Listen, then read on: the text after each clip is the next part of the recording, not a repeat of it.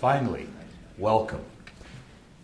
Welcome, a big welcome to all of you to the 6th annual AMI Monetary Reform Conference. As you know, I'm Director Stephen Zarlenga, Director and co-founder of the Institute, author of The Lost Science of Money book, also of a refutation of Menger's theory, the Austrian school founder's theory of the origin of money, which puts forward a specious argument for gold as money. I'm the author of a critique of Mitchell Innes's switchover from metallic systems to credit, which took place at the beginning of the Federal Reserve, approximately 1913, which puts forward what I show to be a specious argument for credit as money. Also, of the paper Greening the Dollar, which was created for the Green Party convention in 2007 in Pennsylvania, out of which came this marvelous monetary reform plank, which you have in your kits. This is the Green Party's monetary reform plank, which is going into the platform for 2010. It was just done in August. And what's interesting, they've done it on one page. Now, when I first went to Washington to start showing this to congressmen and representatives and senators, they're both congress people, they liked the way it looked and so on, but they all said the same thing: you must get this down to one page. Well, we couldn't do that. We were able to get it down to 32 pages at one point, and I'll show you what we have there. But the Green Party has succeeded in putting the main idea down to one page. And we're very hopeful that this is going to become a rallying point for that party in establishing, first of all, that it's quite different from the Republicans and the Democrats. Now, we began these annual meetings in September 2005. We could see that a crash was coming.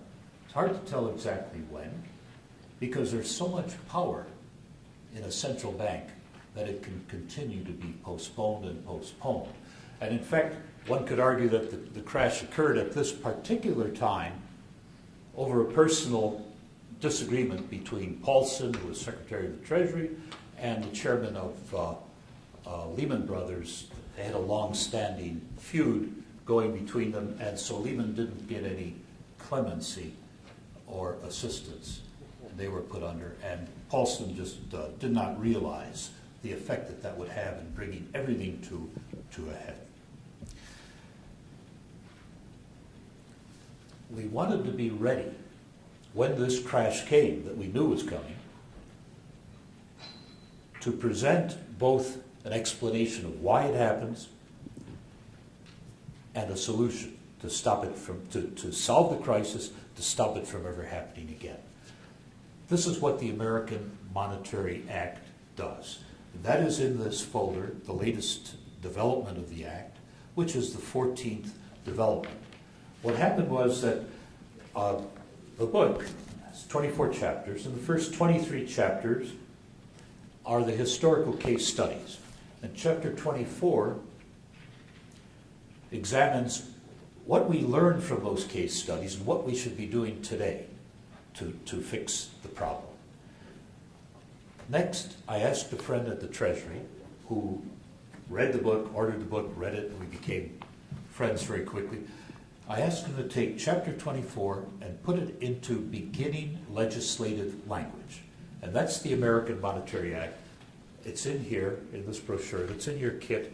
We also have extra copies at the back of the room. This can help you in explaining monetary reform to friends and neighbors who may not be in a position to read this. Now, the problem can no longer be denied and hidden behind lying economists' excuses for the bad results of our present economic system. The evildoers themselves, and I'm using that word carefully, they themselves are in trouble, not just hardworking Americans. And they used their political power to the ultimate in terms of forcing the rest of us to bail them out and to rescue them in this situation that they created. And in doing this, they insist on maintaining some level of expertise, that they know what they're doing. Friends, if they knew what they were doing, we would not be in this crisis. This has to be laid right on their doorstep. And not just the banking people, but their economists, those who are supporting them, those who make excuses for them. Now, what do I mean by evil? It's seldom used in economic discussions. Henry George used it very effectively. And in fact, he wiped out a concept of utilitarianism, whereby economics has told us, don't bother about the morality of a particular thing. Morality is just an old normative value. You know, read what's her name, Margaret Mead, for how unimportant that is. George wiped this out in one sentence, and that sentence is approximately the following. He called economics a science which justifies injustice by throwing a halo around the concept of utility. M. Scott Peck also used it in his great book, People of the Lie. And if you haven't, it's a psychological book. He's a psychologist. If you haven't read that, that's a good one to read too. So the way I'm defining it is pretty much the way that Henry George did. And that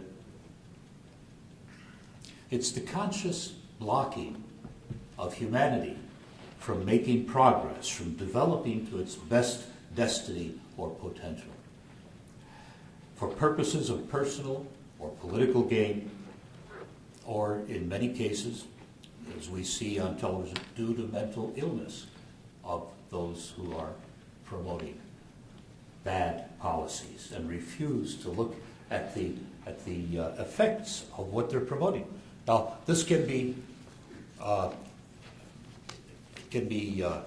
spread or put out by force or by fraud in the shape of sophisticated financial deceit, which combines both force and fraud, as it does today in the world's money and trading systems. The classical ancient name for this is usury.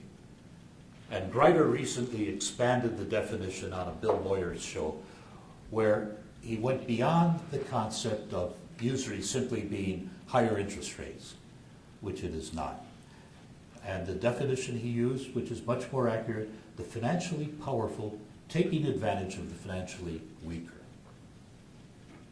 Now, the American Monetary Act can solve both the current crisis, fix the nation's monetary system at the same time.